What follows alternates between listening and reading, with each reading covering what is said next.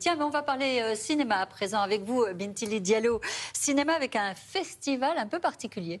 Et oui, je vous emmène donc à Marseille. Marseille, sa bonne mère, son savon, ses claquettes aux chaussettes, son rappeur Jul. Ah, mais vous le faites très bien. C'est pas mal, hein, j'ai essayé. Je me suis Son pastis, pardon, mais enfin, il y a quand même des essentiels à consommer avec modération, le principal. Bien sûr. Bon, le plus important, c'est le cinéma plein air Marseille, 28e édition. 10 000 spectateurs, quand même, sont venus l'an dernier voir ou revoir des films et des dessins animés. Et vous l'avez dit, bien sûr, ça se passe en extérieur.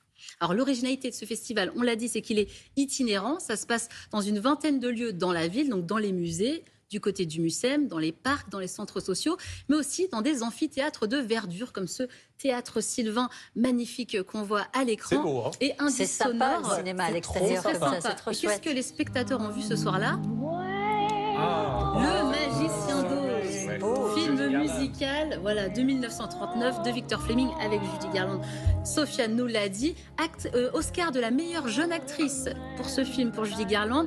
Titre qui est aussi oscarisé pour la chanson. Comment ça se passe, le cinéma en plein air, du côté de l'organisation et du public? Eh bien, ça se passe comme ça. Reportage de Jessie Picard.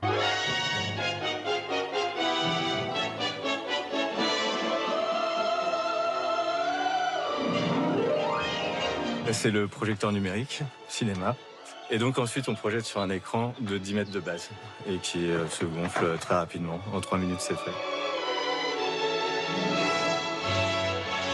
Le credo de ce festival, c'est la gratuité et le nomadisme. Chaque jour, on propose une séance dans un lieu différent.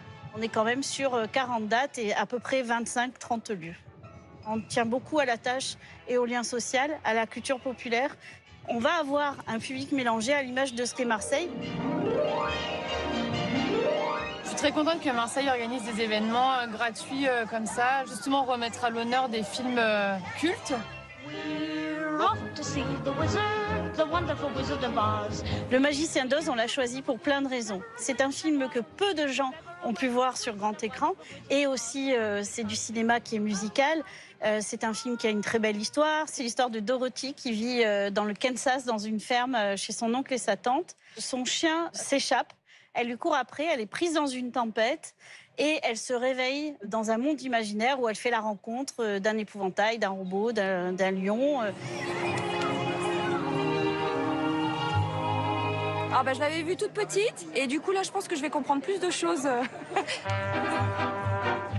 Moi j'ai pas les petits enfants avec moi mais j'aurais aimé qu'ils connaissent, voilà.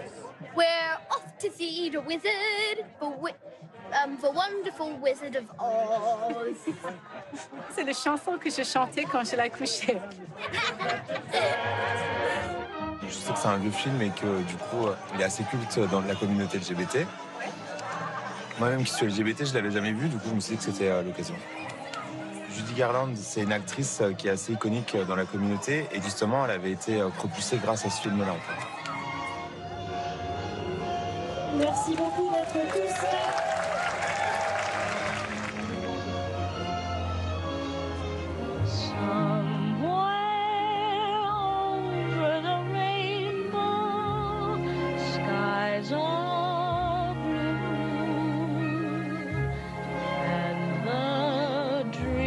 That you dare to dream really do come.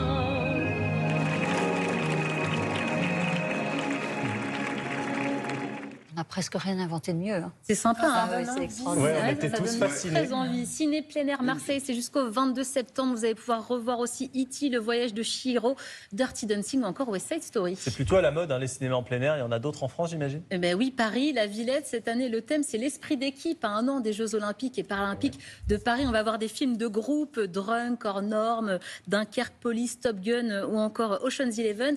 À Lyon, ça se passe place Ambroise Courtois. Bientôt, on aura Very Bad Trip ou encore Bonnie and Clyde. Et je vous emmène à Cannes aussi. J'aime beaucoup cette ville. Là, c'est dans 4 lieux. Et bientôt, on aura Alibi.com 2 ou encore Le Petit Nicolas.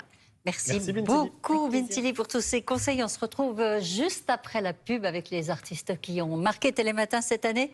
À tout de suite. Tout de suite.